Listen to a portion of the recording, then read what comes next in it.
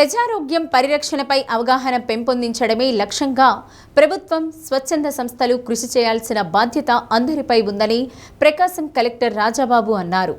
HIV AIDS నివారణ, చికిత్స, సంరక్షణ రంగాల్లో గత కొన్ని దశాబ్దాలుగా మనం సాధించిన పురోగతి ప్రశంసనీయమన్నారు.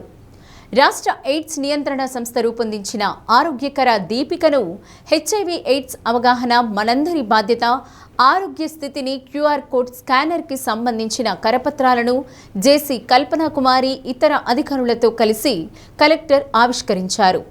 అంతర్జాతీయ యువజన దినోత్సవం ఈ నెల 12 నుండి 2 నెలల పాటు జిల్లా వ్యాప్తంగా వివిధ స్థాయిల్లో ప్రజలకు హెచ్ఐవి ఎయిడ్స్ వ్యాధిపై అవగాహన కల్పించనున్నట్లు డిఎంహెచ్ఓ డాక్టర్ వెంకటేశ్వరరావు తెలిపారు.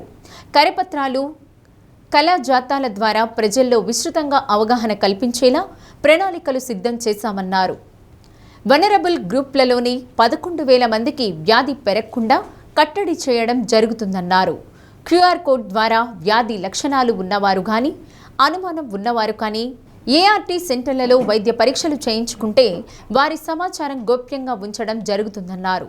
డిఆర్ఓ వెంకటరమణ, జిల్లా అదనపు వైద్యాధికారి డాక్టర్ బాలాజీ, స్వచ్ఛంద సంస్థల ప్రతినిధులు పాల్గొన్నారు.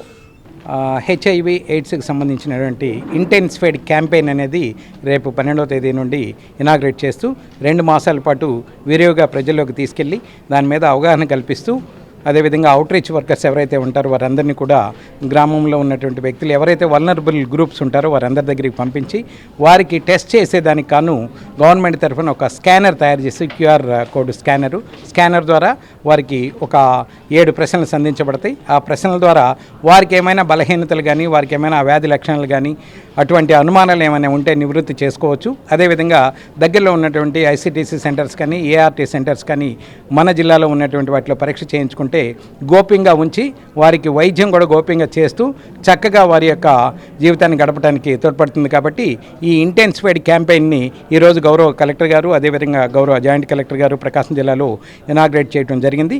దీనికి సంబంధించిన వివరాలు మనకు ప్రకాశం జిల్లాలో 11,000 మంది వ్యాధిగ్రస్తులు ఉండగా వారిలో ఒక 900 మంది వరకు పెన్షన్స్ కూడా ఇవ్వడం జరుగుతుంది.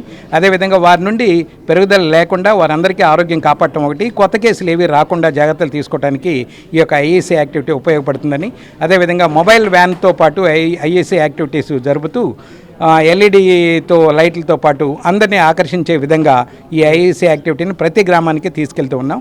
దీన్ని ప్రజలు కూడా విరివిగా ఆహ్వానించి అందరూ పార్టిసిపేట్ చేసి తగినటువంటి ఏవైతే క్యూఆర్ కోడ్ ఉందో ఆ క్యూఆర్ కోడ్ని స్కాన్ చేసి వారి యొక్క సమస్యల్ని నివృత్తి చేసుకోవాలని అందరికీ తెలియజేస్తూ ఉన్నాను.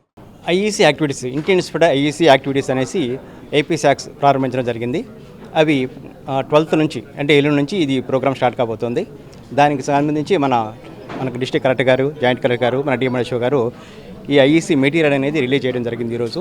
సో 12th నుంచి మనకి 2 months పాటు కళాజాత వాళ్ళ ఒక 2 ట్రూప్స్ ఉంటాయి. ఆ 2 ట్రూప్స్ వాడును, అది కాకుండా ఒక ఎల్ఈడి వెహికల్ అనేది మనకి ప్రొవైడ్ చేస్తూ ఉన్నారు. ఆ వెహికల్తో ప్రతి విలేజ్కి వెళ్ళి ఎక్కడైతే మనకు కొంచెం ప్రాబ్లమాటిక్ విలేజ్ ఉన్నా కానీ, హై రిస్క్ విలేజ్ కానీ ఎక్కడైనా ఉన్నా కానీ ఆ వెహికల్తో ఆ విలేజ్లోకి వెళ్ళి క్యాంపెయిన్ చేస్తూ ప్రతి ఒక్కరికి ఎయిడ్స్ గురించి, అది ఎలా సంక్రమిస్తుంది, దానివల్ల వచ్చే ఇబ్బందులు ఏంటి, దాని నివారణ ఎట్లా, ఒకవేళ వస్తే దానికి మందులు ఎలా వాడాలి, ఎక్కడ వాడాలి, ఎవరిస్తారు అనేది